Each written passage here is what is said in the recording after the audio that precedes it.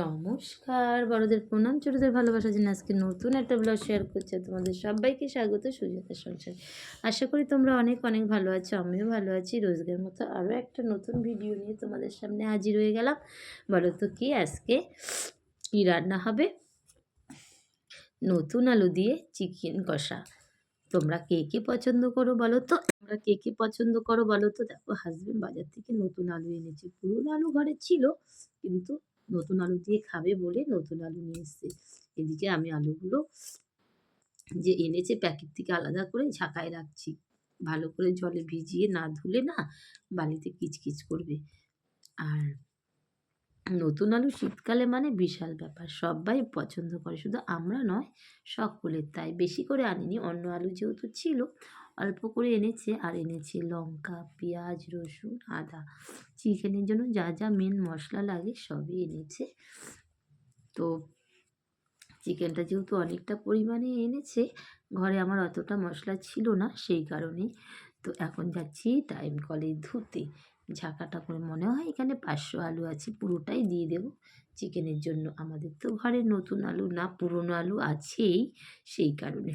এই প্রথমই আলো নতুন আলু, হ্যাঁ, বছরের প্রথম। এখন তো আনতেই থাকবে, যেহেতু শীতকাল। তার কদিন পরে শুধু নতুন আলুই আসবে, তখন পুরনো আলু আর ভালো লাগবে না। তো আলুগুলো যেহেতু বালি ছিল, তো ভালো করে ঘষে ঘষে আমি ঝাঁকাটাতে ধুয়ে নিচ্ছি। তারপর একটু চেঁচে নিয়েই সরাসরি মাংসের মধ্যে ভেজে নিয়ে করে নেব। তো দেখো, আলুগুলো আমার যথারীতি ধোয়া হয়ে গেল।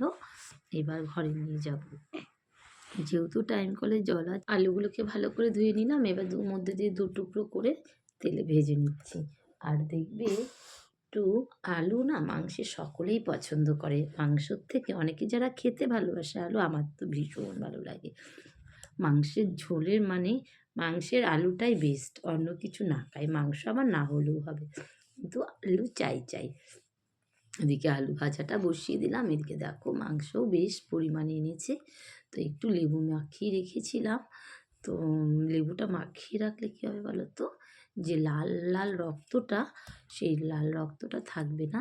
সেই কারণে ভালো করে লেবুর রস দিয়ে মাখিয়ে রাখবো কিছুক্ষণ, তারপরে ধুয়ে নেব। তো মাংসটা মনে হয় 1 কেজি। মাংসটার থেকে কেমন লাল টকটকে রক্ত সবই কেটে এনেছে। তারপরে মাংসটা কিছুক্ষণ মেখে রেখে তারপরে মশলাগুলো বানিয়ে নিচ্ছি। যা যা মশলা হবে তাই একটু মেখে ঢাকা দিয়ে রাখবো। আমরা সবসময় লেবু লাগিয়ে রাখি, কেন বলো তো? মাংসের যে একটা উটকো গন্ধ আছে, ওই গন্ধটা আসবে না, সেই কারণে। দেখো মাংসটা দিয়ে কেমন লাল রক্ত বেরোচ্ছে, এই সবই এনেছে। তো যখন লেবুটা মাখিয়ে রাখবো, তখন রক্তের দাগটা অনেকটাই চলে যাবে। তো দেখো, মাংসটা মাখিয়ে আমি এবার হাতটা ধুয়ে নিচ্ছি। এবার মাংসটাকে ঢাকা দিয়ে রাখবো। তারপর এর মধ্যে দেখো, মশলাগুলো যে রেডি করে নিয়েছিলাম লেবুটা মাখিয়ে, সেই মশলাটা রেডি করছি। এবার মাংসটা ধুয়ে এনে টক দই মাখিয়ে রাখবো। আজকে সব অন্যরকমভাবে মাংসটা করা হবে। পুরো কষা কষা করব, ঝোল দেব না। সেই কারণে ঝোল দিলে তো আলুটা সেদ্ধ হতো, ঝোল দেব না বলে আলুটাকে দইটা মাখিয়ে রাখলে আরও নরম হয়ে যাবে। ঝোলের তো প্রশ্ন নেই, একদম মাখা মাখা করব। তাই টক দই দিয়ে মাখিয়ে রাখবো, ততক্ষণে মশলাটা রেডি করব। দেখো, টক দইটা পুরো মাংসের মধ্যে মাখিয়ে নিলাম। কখনো কখনো একটু অন্যরকম করে খেতে বেশ লাগে বলো? খাওয়া তো প্রত্যেক দিন প্রায় একই রকমের, কিন্তু একটু আজকে ভিন্ন রকমভাবে করছি। আর এদিকে দেখো, মশলা ধোয়া জলগুলো, হাত ধোয়া জলটা হাতটা ধুয়ে নিলাম। পরে রান্না টান্না হয়ে গেলে বেসিন টেসিন মুছে রাখবো। আর এদিকে দেখো, মশলা যেগুলো রেডি করে রেখেছিলাম, জল দিয়ে ভিজিয়ে রেখেছিলাম, সেগুলো একটু ভালো করে ধুয়ে নিচ্ছি। রসুন, আদা আর পেঁয়াজ। পেঁয়াজটা পেস্ট করব না, পেঁয়াজটা সরাসরি ভেজে নেব। শুধু রসুন, আদা, কাঁচা লঙ্কা দিয়েই হবে। আর হয়তো নামানোর আগে কিছুটা একটু শুকনো লঙ্কার গুঁড়ো কিংবা কাশ্মীরি লঙ্কার গুঁড়ো দিয়ে কালারের জন্য দেব। কিন্তু আমরা বেসিক্যালি কাঁচা লঙ্কাটাই বেশি পছন্দ করি, জানো তো? দেখো, এবার মশলাটা রেডি করে নিই। আর ওইদিকে কড়াইয়ে পেঁয়াজ ভাজা হচ্ছে, তোমাদের সঙ্গে শেয়ার করছি, দাঁড়াও।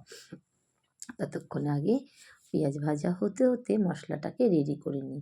আর এদিকে মাংসটাকে টক দই মাখিয়ে ঢেকে রেখে চাই। দেখো, পেঁয়াজ আর টমেটোটাকে লাল লাল করে ভেজে নিয়ে যে মশলাটা করেছি, পেস্ট করা মশলাটা দিয়ে দেবো। তাহলে বলো তো কী হবে? বললাম না আজকে একটু অন্যরকম করেই করব।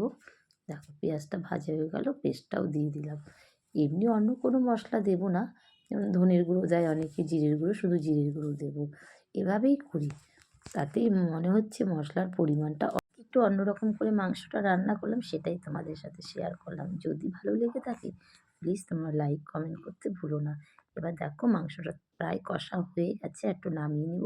তাহলে আজকের মতো ভিডিওটা রাখছি। ভালো থেকো, সুস্থ থেকো, সাবধানে থেকো। টাটা।